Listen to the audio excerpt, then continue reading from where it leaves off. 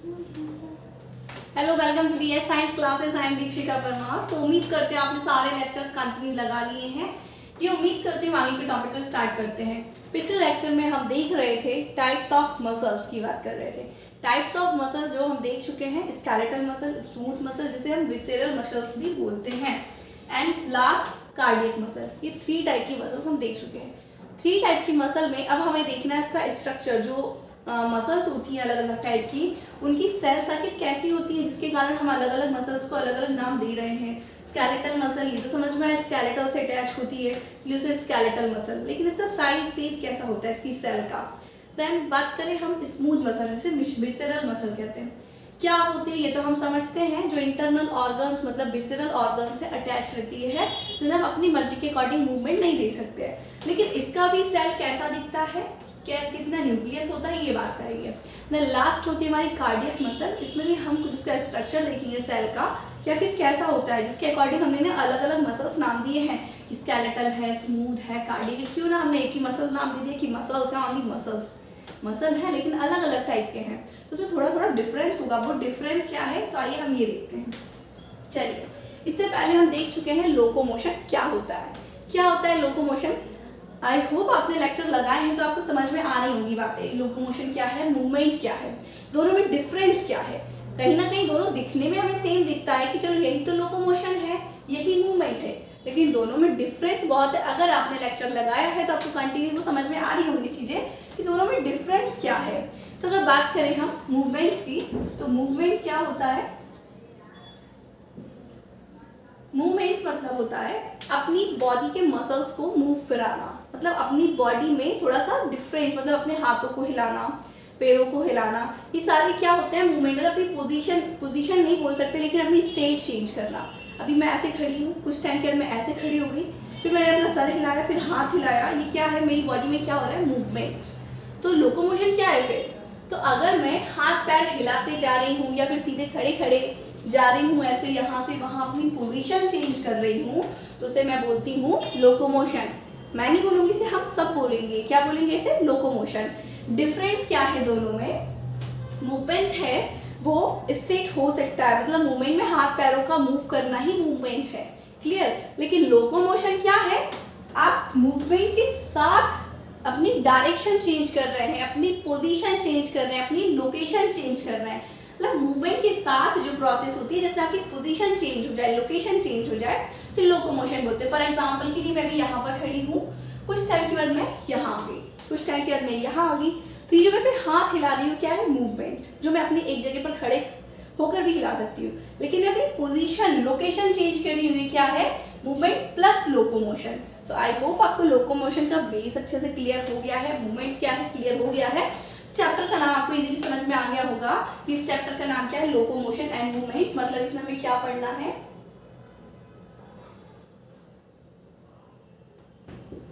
And मतलब इस chapter में हम देखेंगे क्या, सिर्फ हम इतना देखेंगे कि लोकोमोशन होता क्या है, मूवमेंट क्या होता है, कि कितने टाइप्स होते हैं, फंक्शंस, स्ट्रक्चर, ये सारी चीज हम डिस्कस करने वाले हैं। जब से हमने ये चैप्टर मतलब टॉपिक स्टार्ट किया है, क्या क्या चीज हमने स्टडी कर ली है इसमें, कि आखिर मूवमेंट होता क्या है, मूवमेंट के टाइप देखा हमने, है ना, टाइप्स ऑफ मूवमेंट की बात कर ली। देन हमने डेवलपमेंट देखा, और उसमें क्या देखा कि हमारी बॉडी का जो फॉर्मेशन होता है कई सारे टिश्यू से मिलकर होता है। टिश्यू का फॉर्मेशन किससे होता है? Ectoderm, endoderm and mesoderm, in layer से होता है, क्लियर। अब जो टिश्यू का फॉर्मेशन होता है, अलग अलग टाइप के टिश्यू होते हैं, एपिथेलियम, कनेक्टिव, नर्वर, मस्कुलर, इन सब टिश्यू से अलग अलग उसका ऑर्गन का फॉर्मेशन होता है, क्लियर। अब इसमें से जो मस्कुलर टिश्यू है, इसकी हमने बात की, तो मस्कुलर टिश्यू हमें कैसे दिखे? 3 टाइप के दिखे। जो मस्कुलर टिश्यू है वो हमें 3 टाइप से दिखा। कौन सा? Skeletal, smooth and cardiac. Skeletal जो स्केलेटल से अटैच होता है, स्केलेटल क्या होता है, जिसे हम ढांचा भी बोलते हैं। स्केलेटल देखा होगा ना आपने कभी लैब में वगैरह, से ढांचा खड़ा होता है, क्या है वो? बोन है बेसिकली, है ना, आप सोचते बोन, लेकिन नहीं, वो कार्टिलेज एंड बोन से बना हुआ होता है, उसी को हम स्केलेटल बोलते हैं। अपना पूरा सिस्टम जिससे हमारी पूरी बॉडी अटैच रहती है, स्किन, मसल्स, ये सारी चीजें, क्लियर। तो ये स्केलेटल होती है। तो जो भी मसल्स हमारी स्केलेटल मतलब हड्डियां, बोन से अटैच होंगी, हम बोलते हैं skeletal muscle. Then smooth muscle जिसको विसरल मसल भी बोलते हैं, जो विसरल ऑर्गन्स मतलब इंटरनल जितने भी ऑर्गन्स है हमारी मूवमेंट में नहीं होते हैं उनसे कनेक्ट होती हैं, ऐसी मसल्स को विसरल मसल्स या स्मूथ मसल भी कहते हैं। कार्डियक मसल जो सिर्फ हार्ट में ही होती है। चलिए अब बिना टाइम वेस्ट किए हम आगे की बात स्टार्ट करते हैं। हम देखेंगे कुछ स्ट्रक्चर मतलब टाइप्स ऑफ मसल में कुछ बेसिक बातें जानेंगे जो कि बहुत जरूरी है आगे के टॉपिक को समझने के लिए।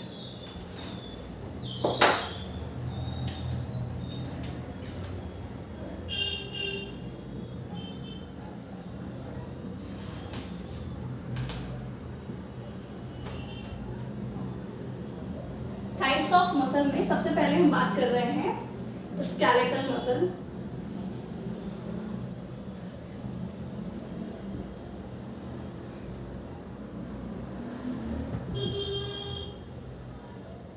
स्केलेटल मसल में हम देखेंगे सेल, स्केलेटल मसल का सेल। अगर आपने लेक्चर लगाया है तो आपको पता होगा जो स्केलेटल मसल होता है उसकी सेल कैसी होती है, सिलेंड्रिकल शेप में, कुछ इस टाइप से।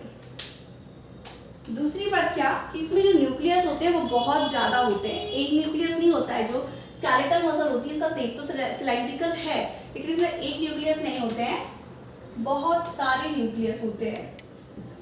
इसका मतलब ये कैसा होता है, मल्टी न्यूक्लिएटेड। क्लियर। तो अगर हम इसकी बात देखें कुछ तो पहला तो क्या ये कैसा होता है, सिलेंड्रिकल,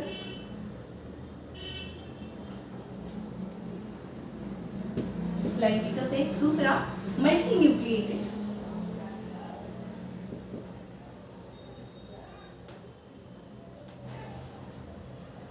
क्लियर। तीसरी बात ये कि इसमें कोई ब्रांच नहीं होती है, देखिए ना सिर्फ सिलेंड्रिकल शेप में इसमें कहीं ब्रांच दिखाई दे रही है आपको, बिल्कुल नहीं। तो ये क्या होता है, अनब्रांच्ड होता है।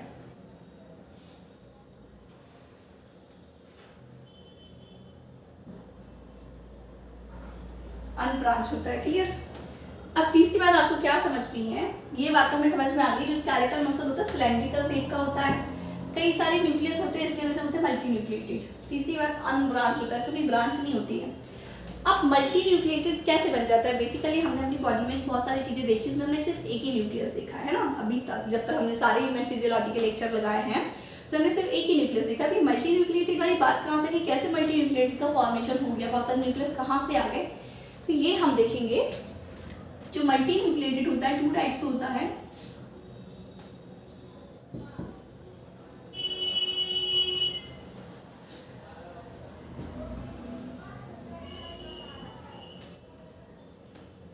एक होता है सिंसेसियस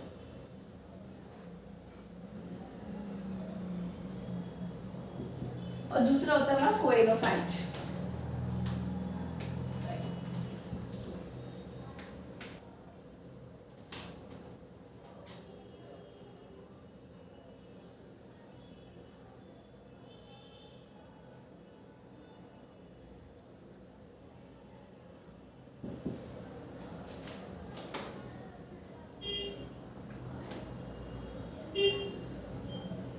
कैसा होता है कोएनोसाइट एंड सिंसेसियम। जो सिंसेसियम होता है इसमें क्या होता है, कई सारे न्यूक्लियस होते हैं। क्या होते हैं, कई सारे सेल्स होते हैं ऐसे। क्या है ये, सेल्स, जिनके ये है न्यूक्लियस। तो जो कई सारे सेल होते हैं इनका साइटोप्लाज्म आपस में कंबाइंड हो जाता है, वॉल ऐसे हद के इनके साइटोप्लाज्म क्या होते हैं, ऐसे कंबाइंड हो जाते हैं। जब इनके साइटोप्लाज्म कंबाइंड होते हैं तो कुछ ये अपना स्ट्रक्चर ऐसे सिलेंड्रिकल शेप में कन्वर्ट कर लेते हैं। अब क्योंकि एक सेल नहीं है, यहाँ पे बहुत सारे सेल हैं तो न्यूक्लियस भी कितने होंगे, बहुत सारे।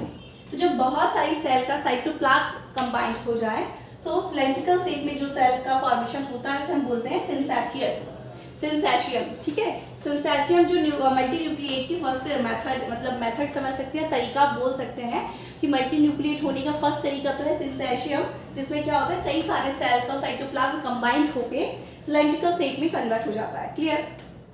अब बात करते हैं हम दूसरा मल्टी न्यूक्लिएटेड की प्रोसेस में, कोएनोसाइट। इसमें क्या होता है जी कि हमारी कोई एक सेल जिसका न्यूक्लियस जो है देखा होगा अमीबा में कि बाइनरी फ्यूजन होता है, सेम इसका न्यूक्लियस में बाइनरी फ्यूजन ऐसे होता है कि जब ये ग्रोथ करने लगता है तो ये सर्कुलर शेप में ना बढ़ के इलिप्स में कन्वर्ट होने लगता है और बीच में से ये टूटने लगता है कुछ इस टाइप से। आगे चल के क्या होता है, ये आपस में कुछ ऐसे अलग अलग हो जाता है और ये फिर से ग्रो करने लगते हैं एंड ये भी कुछ इस टाइप से हो जाएंगे और आगे चल के ये भी डिवाइड हो जाएंगे। ऐसे कई सारे सेल्स का फॉर्मेशन होता है। तो इस प्रोसेस को हम बोलते हैं कोएनोसाइट। इसका मतलब ये है कि कोएनोसाइट में क्या होता है, जो सेल है उसका न्यूक्लियस डिवाइड होता है, सेल डिवाइड नहीं होता है। मतलब इसमें कैरियोकाइनेसिस का प्रोसेस होता है। कैरियोकाइनेसिस क्या होता है, जिसमें हमारा सेल डिवीजन होता है, और साइटोकाइनेसिस क्या होता है, जिसमें पूरी सेल ही साइटोप्लाज्म ही डिवाइड हो जाए। तो इसमें साइटोप्लाज्म क्योंकि डिवाइड नहीं हो रहा है, ओनली सेल का न्यूक्लियस डिवाइड हो रहा है, इसलिए हम इसे बोलते हैं कैरियोकाइनेसिस का प्रोसेस। मतलब साइटोप्लाज्म ना होकर कभी किसी सेल का न्यूक्लियस डिवाइड होता जाता है और बहुत सारे न्यूक्लियस का फॉर्मेशन करते जाए एक सेल में। तो इस टाइप की मेथड, ये तरीके को हम बोलते हैं कोएनोसाइट। तो ये दूसरा मेथड या तरीका है मल्टी न्यूक्लिएटेड सेल के फॉर्मेशन का। क्लियर? तो ये तो मल्टी न्यूक्लिएटेड की बात हो गई। तो अब आप बताइए जो स्केलेटल मसल है वो कैसी है, कोएनोसाइट है या सिंथेसिस है? सिंथेसिस देखिए आप, सिंथेसिस में कई सारी सेल का साइटोप्लाज्म कंबाइन होकर सिलिंड्रिकल शेप में कन्वर्ट होगा एंड कोएनोसाइट में एक सेल का न्यूक्लियस डिवाइड होकर कई सारे न्यूक्लियस का फॉर्मेशन करेगा। तो अब आप बताइए जो स्केलेटल मसल है कैसी है, सिंथेसिस या कोएनोसाइट? तो इजीली हमें समझ में आ रहा है, दिख रहा है सब कुछ साफ कि ये जो सिलिंड्रिकल शेप में और कई सारे न्यूक्लियस है और सिलिंड्रिकल शेप में कई सारे न्यूक्लियस हमें सिंथेशियम में दिखाई देता है।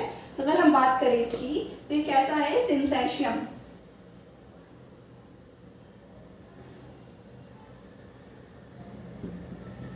क्लियर? अब हमें कुछ बातें जानना है जो आप लिख लीजिए या फिर सुन लीजिए अच्छे से। ये जो मसल्स होती है, स्केलेटल मसल, नर्व मसल, ये जो मसल्स होती हैं सारी हमारी कैसी होती हैं, इनमें ना डिवीजन नहीं होता है। न्यूक्लियस डिवाइड हो रहा है, बात सही है, लेकिन ये सेल डिवाइड करके ग्रोथ नहीं करती कभी, बस इनका सेल ग्रो करता है साइज में। अगर बात करें किसी बच्चे की, स्केलेटल मसल जो होती है, मसल सेल, वो कैसी होती है, अगर किसी बच्चे की बात करें या एडल्ट की बात करें तो सेम नंबर ऑफ सेल होगा। जितना सेल किसी बच्चे में है उतना ही सेल हमारे अंदर होगा स्केलेटल मसल का, ठीक है। लेकिन डिफरेंस इतना है, उसका सेल का साइज बहुत छोटा होगा और हमारी सेल का साइज टाइम के साथ साथ ग्रो करता जाएगा। इसका मतलब ये है, ये मसल्स की रीजनरेशन पावर जो होती है ये रेप्लिकेट नहीं करती है, मतलब ये खुद को डिवाइड नहीं करती, बस खुद को ग्रोथ में हेल्प करती है, अपना साइज इंक्रीज करती है।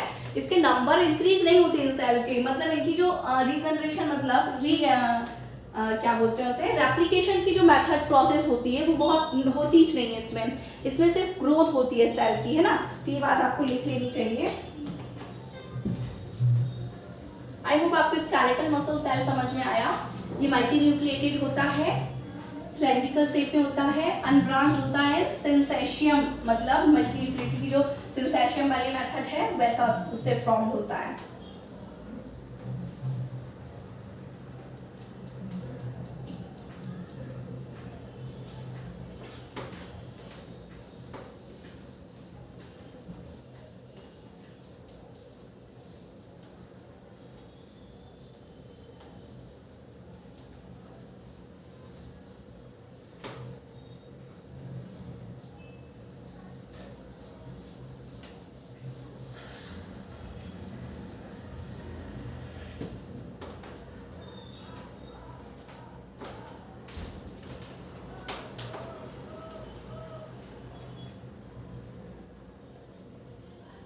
कुछ बातें आपको याद, कुछ ध्यान रखनी है। पहला तो ये कि muscle cell do not replicate, ये रेप्लिकेट नहीं होती, मतलब ये डिवीजन नहीं करती, सिर्फ इसका साइज ग्रो करता है। ओके, सो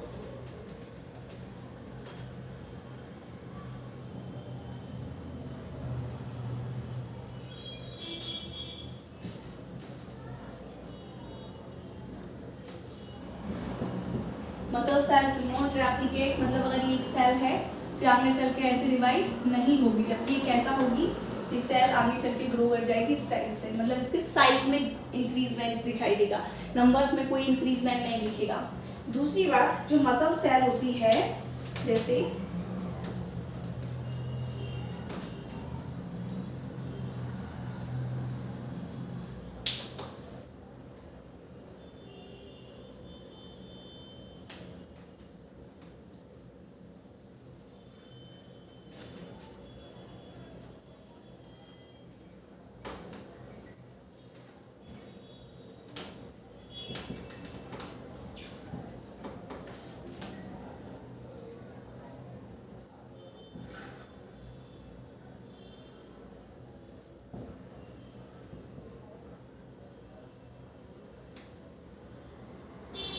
इसका मतलब ये है कि जो muscular cell and nerve cells होती हैं, इनकी जो रिजनरेशन की कैपेबिलिटी होती है, कैपेसिटी होती है, बहुत पुअर होती है, बहुत कम होती है, मतलब ये रिजनरेट नहीं करती है। ओके, तो ये बातें आपको दो याद रखनी है नोट में कि जो हमारी मसल सेल होती है डू नॉट रेप्लिकेट, ये रेप्लिकेट नहीं होती है, बस इसका साइज ग्रो होता है। दूसरा इसकी जो कैपेसिटी होती है, कैपेबल नहीं होती है ये ग्रो रिजनरेशन के लिए।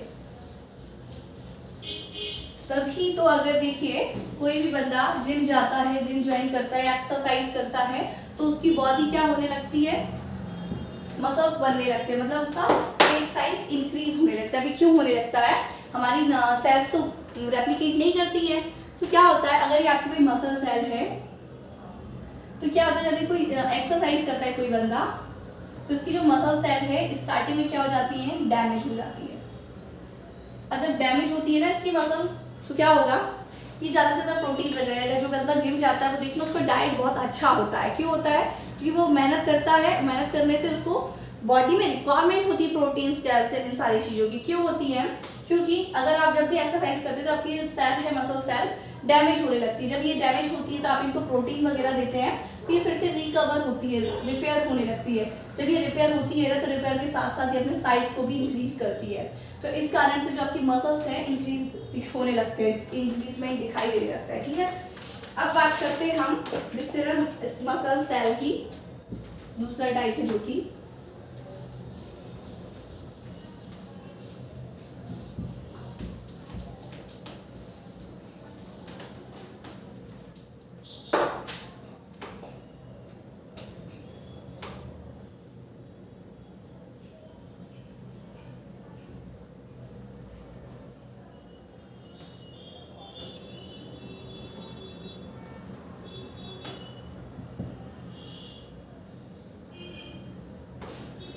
विसरल मसल मतलब कहाँ प्रेजेंट होगी, ऐसी मसल्स जो कहाँ प्रेजेंट होंगी, विसरल मसल मतलब विसरल ऑर्गन्स में। तो अगर हम एज्यूम करते हैं किसी विसरल ऑर्गन्स की मसल देख रहे हैं, फॉर एग्जांपल के लिए हम किसी स्टमक इंटरनल ऑर्गन में, हम विसरल ऑर्गन में स्टमक की बात कर लेते हैं। क्लियर, ये स्टमक है, जैसे हमने कट करके उसका क्रॉस सेक्शन देखा, सामने से देखा, मैं उसको यहाँ से देखना चाह रही हूँ, तो ये कुछ कैसा दिखेगा, कुछ इस टाइप से होलो ट्यूब दिखेगा, बीच में से खाली खोखला, है ना। तो क्या होगा, इसमें हमें कई सारी मसल्स दिखाई देंगी। सबसे पहले यहाँ होता है क्या, म्यूकोसा, एंड देन सब म्यूकोसा, मस्कुलर एंड सीरोसा। अब ये उनको समझ में आ रहा होगा जिसने पुराने लेक्चर्स लगाए हैं, डाइजेशन वाला पार्ट लगाया है। तो इसमें जो मस्कुलरिस होता है, ये मसल्स का बना हुआ,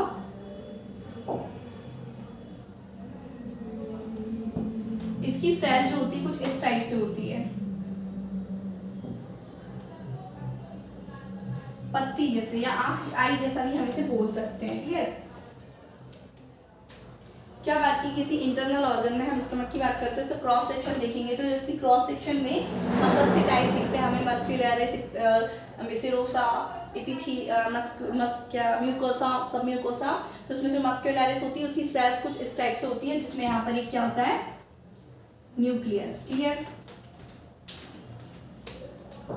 और इस शेप को हम क्या बोलते हैं, स्पिंडल सेल।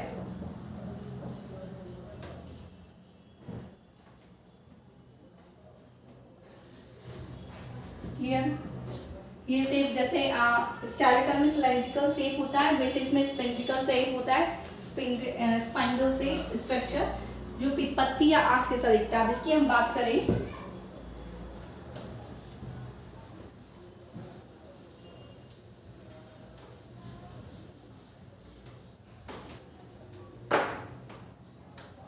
तो पहला तो खास बात आपको याद रखना है कि इनवॉलेंट्री होता है। इनवॉलेंट्री क्यों होती है जो ये सेल्स, मसल्स, क्योंकि इंटरनल ऑर्गन, विसरल ऑर्गन मतलब पर अटैच है, विसरल ऑर्गन पर अटैच है। विसरल मसल मतलब स्मूथ मसल, और स्मूथ मसल हम जानते हैं हमेशा से फिर अपनी मर्जी के अकॉर्डिंग बिल्कुल भी मूवमेंट नहीं करा सकते। स्टमक को क्या आप अपनी मर्जी के अकॉर्डिंग कंट्रैक्ट करा सकते हैं, कभी नहीं। तो इसलिए इनवॉलेंट्री होती है, जिन्हें हम नहीं मूवमेंट दे सकते, हम बोलते हैं इनवॉलेंट्री। क्लियर, दूसरी बात आपको याद रखना है,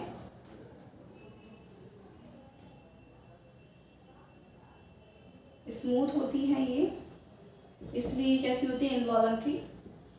एंड इनका शेप कैसा होता है, स्पिंडल स्ट्रक्चर की होती हैं।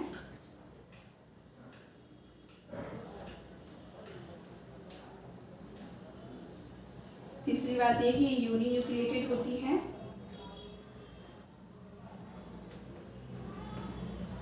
डेट्रूशन मसल भी कहते हैं। क्लियर? तो ये कुछ बातें हैं जरूरी जो आपको याद रखना है। इसका शेप कैसा होता है, स्पिंडल शेप में होता है, इनवॉल्यूंटरी होती है, स्मूथ होती है और यूनिन्यूक्लिएटेड, मतलब इसमें सिर्फ एक न्यूक्लियस होता है, उसे यूनिन्यूक्लिएटेड कहते हैं। तो ये तो बात हो गई हमारी किसकी, विसरल या स्मूथ मसल्स की, सेल की। अब लास्ट बचा हमारा कार्डियक। इससे आज के टॉपिक में हम इतना ही क्लियर करेंगे।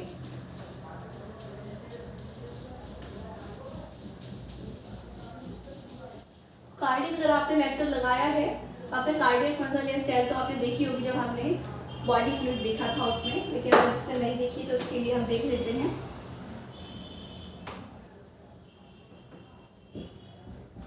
और इसका स्ट्रक्चर बनाए तो ये कैसा होता है,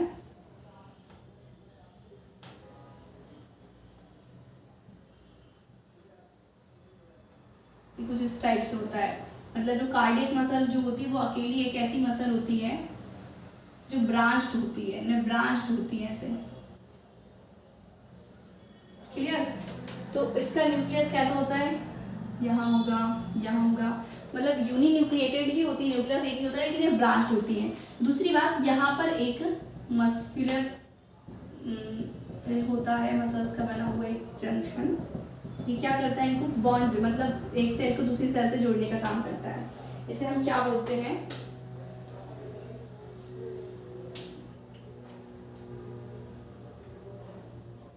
इन्हें बोलते हैं इंटरकैलेटरी डिस्क।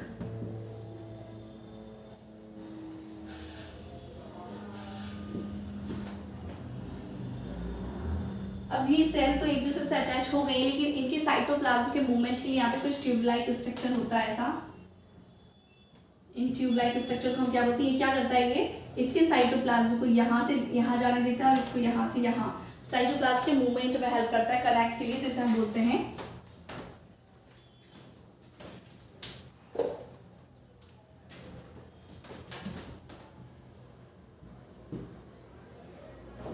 Gap junction. क्लियर? तो अगर हम इनकी कुछ बात लिखें तो पहला तो ये कैसा होता है,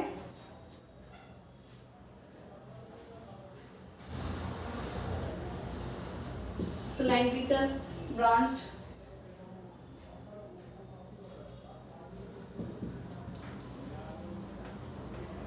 ठीक है, ये सिलेंड्रिकल शेप एंड ब्रांच होता है, सिलेंड्रिकल एंड ब्रांच। दूसरा ये यूनिन्यूक्लिएटेड होता है, इस पे एक ही न्यूक्लियस होता है।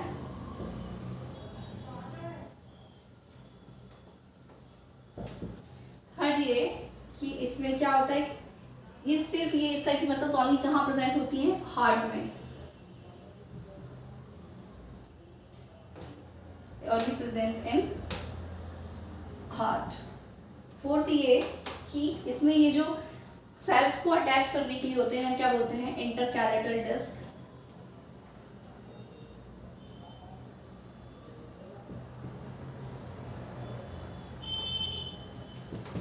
एंड फोर्थ ये कि इसके साइटोप्लाज्म को मूवमेंट में, मतलब जैसे रिलेट करने में, फ्लोएंसी में एक ट्यूब लाइक स्ट्रक्चर हेल्प करता है, जैसे हम बोलते हैं गैप जंक्शन। तो ये लास्ट बात हो गई हमारी स्केलेटल कार्डियक मसल की। सो आई होप आपको टाइप्स ऑफ मसल में उनके जो सेल है इनके स्ट्रक्चर समझ में आ गए। टाइप्स ऑफ मसल में सबसे पहले हमने देखा स्केलेटल मसल, देन उसके बाद देखा विसरल या smooth muscle, and third last में देखा हमने कार्डियक मसल। जो फर्स्ट है स्केलेटल मसल, इसकी अगर हम बात करें तो इसके जो सेल का स्ट्रक्चर होता है कैसा होता है, सिलेंड्रिकल शेप में, और इसमें न्यूक्लियस बहुत सारे होते हैं, मतलब ये मल्टी न्यूक्लिएटेड होता है। अब मल्टी न्यूक्लिएटेड की दो प्रोसेस होती है, एक सिंथेसिस, एक कोइनोसाइट। सो ये जो सिलेंड्रिकल शेप होता है इसका स्केलेटल मसल का, ये किससे फॉर्म होता है, मल्टी न्यूक्लिएटेड सिंसेशियम से। सिंसेशियम में क्या होता है, कई सारी सेल मिलकर उसके साइटोप्लाज्म कंबाइन होकर एक सिलेंड्रिकल शेप में कन्वर्ट हो जाती है। क्लियर? अब जस्ट इसकी बात करें हम विसरल मसल सेल की। विसरल मसल सेल का शेप कैसा होता है, स्पिंडल शेप, पत्ती जैसे आकार की दिखती है, और यूनिन्यूक्लिएटेड होती है, मतलब इसमें एक ही न्यूक्लियस होता है। क्लियर? और अब बात करें लास्ट हम कार्डियक मसल, तो कार्डियक मसल सिलेंड्रिकल शेप में तो होती है लेकिन ये ब्रांच्ड होती है। अकेली एक ऐसी मसल है जो कि ब्रांच होती है, सेल है, ये सिर्फ प्रेजेंट होती है हार्ट में और कहीं प्रेजेंट नहीं होगी। न्यूक्लियस की बात करें तो एक ही न्यूक्लियस होता है और इसके फ्लूइड को मतलब साइटोप्लाज्म को मूवमेंट कराने, एक सेल से दूसरे सेल में पहुंचाने के लिए एक ट्यूब लाइक स्ट्रक्चर होता है जिसे हम बोलते हैं gap junction. So I hope आपको आज का लेक्चर अच्छे से समझ में आया है और कोई भी डाउट लगता है तो कमेंट सेक्शन में जरूर लिखिए और इसी प्रकार हमारे साथ बने रहिए। So thank you so much watching my video.